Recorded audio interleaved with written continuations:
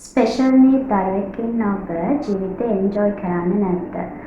ඉතින් මේ ගැන තමයි මම කතා කරන්න හිතුවේ. එතකොට මට හම්බෙච්ච ලස්සන පවුලක් ඒ පවුලේ දරුවෝ දෙන්නෙක් ඉන්නවා. ඉතින් මම ගැන කියන්නම් මොකද මම දැක්කපු මට හම්බෙච්ච ගොඩක් ෆැමිලිස් වල ජීවිතේ ගොඩක් ලස්සනට ගෙනියන රස විඳින සතුටින් ඉන්න පවුලක් තමයි ඒ පවුල. ඉතින් මම අද කියන්න කැමති ඒ පවුල ගැන මම කතා කරන්න කැමති. එතකොට ඒ පවුලේ ඒගොල්ලෝ අතට පිටරට පදිංචි කට්ටියක්. ඒගොල්ලෝ ටික කාලෙකට මාස ගානකට තමයි ලංකාවට එන්නේ. ඉතින් එන්නේ මෙහි තෙරපි ඒගොල්ලන්ට try කරන්න. ඒ වගේම හොඳ progress එකක් ඒගොල්ලෝ ලබා ගන්නවා. ඉතින් ඒගොල්ලෝ නැවත ඒ රටට යනවා. හැබැයි මේ පවුලේ මම දැකපු විශේෂත්වයක් තියෙනවා. ඒක තමයි ඒ අම්මයි තාත්තයි. ඒක ගොඩාක් සපෝටිව් එකිනෙකාට. ඒ තාත්තා ගොඩාක් සපෝටිව් අම්මට. හරිම ආදරෙන් ඉන්න පවුලක්. ඒ වගේම දරුවා ගැන අන්ඩර්ස්ටෑන්ඩින් ආදරය ඒ වගේමයි. ඒ වගේම ඒගොල්ලෝ ජීවිතේ හොඳට එන්ජොයි කරනවා. කිසි දෙයක් ඒගොල්ලෝ නතර කරලා නැහැ. ඒගොල්ලන්ට ඕනසම් ලක්ෂණ නිසා දරුවෙක් ඉන්නවා කියලා.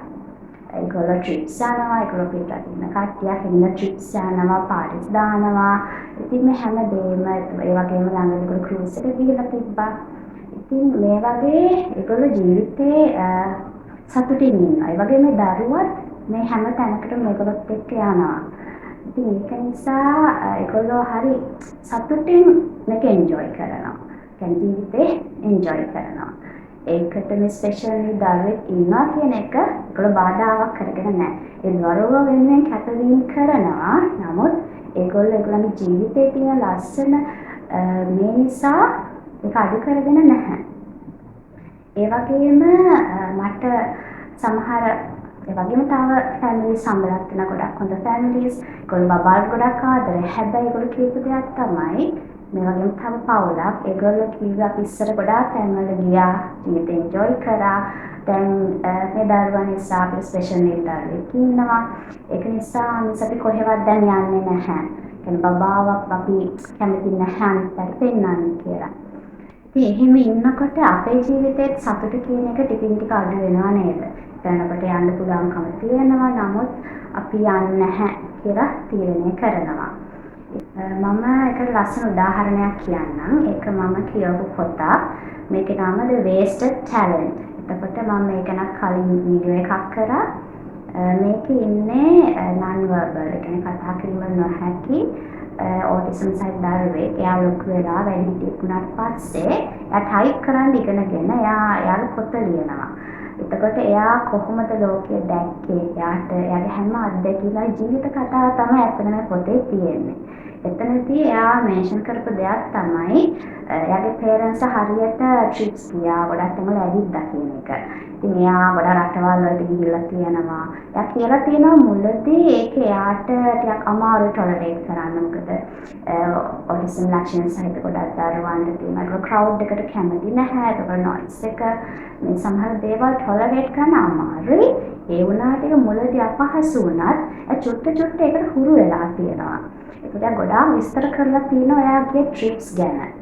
එතකොට එයා ඒ දේවල් එන්ජොයි කරලා තියෙනවා. දැන් එයා තෑන්ක්ස් කරනවා එයාගේ පේරන්ට්ස්ලා ඒ විදිහට එයාලා එක්කගෙන ගියේ එක ගැන. ඉතින් ඔයගොල්ලෝ try කරලා බලන්න. සමහර ඒගොල්ලෝ crowded තැනකට අකමැති වෙන්න පුළුවන්. එක සැරේ ගෙනියන්න නෙමෙයි අපි චුට්ට එක්ස්පෝස් කරන්න පුළුවන්. ඉස්සෙල්ලාම අපිට පොඩි shopping mall එකකට මේ වගේ තැන් වල ඊට පස්සේ ඊට වඩා ටිකක් දුර ගමනක් වැඩිපුර මිනිස්සුන තැනකට චුට්ට try කරන්න පුළුවන්. ඒ වගේම අපිට සමහර දරුවන්ට මේ noise එක ශබ්දය වැඩි. සමහර තැන්වල ඒගොල්ලෝ කන් දෙක වහ ගන්නවා, කෑ ගහනවා, ටොලරේට් කරන්න අමාරුයි. ටොලරේට් කරන්න අමාරු වෙනවා. ඒ වගේ වෙලාවකට ඔබට අවශ්‍ය නම් යූස් කරන්න පුළුවන් හෙඩ්ෆෝන්ස් එකක් ඔබට දරුවට දාලා. එතකොට මේකෙන් මේ තියෙන බෑග්ග්‍රවුන්ඩ් නොයිසස් මේ ශබ්ද අඩු කරනවා. ඉතින් ඒ වගේ ක්‍රමයක් හරි යූස් කරන්න පුළුවන්. කොහෙවත් යන්නේ නැතුව ගෙදර ඉන්නවට වඩා ඒ වගේ දේවල් යූස් කරලා හරි දරුවව ටික එළියට යන්න ඔබ කලින් ගියා වගේ ඒ ගමන් යන්න ඒ වගේම ජීවිතේ සතුටින් ඉන්න. ඉතින් ඔබේ අදහසුත් කමෙන්ට් කරන්න, ඒ වගේම channel එක subscribe කරන්න, like කරන්න, තව කෙනෙකුට share කරන්න.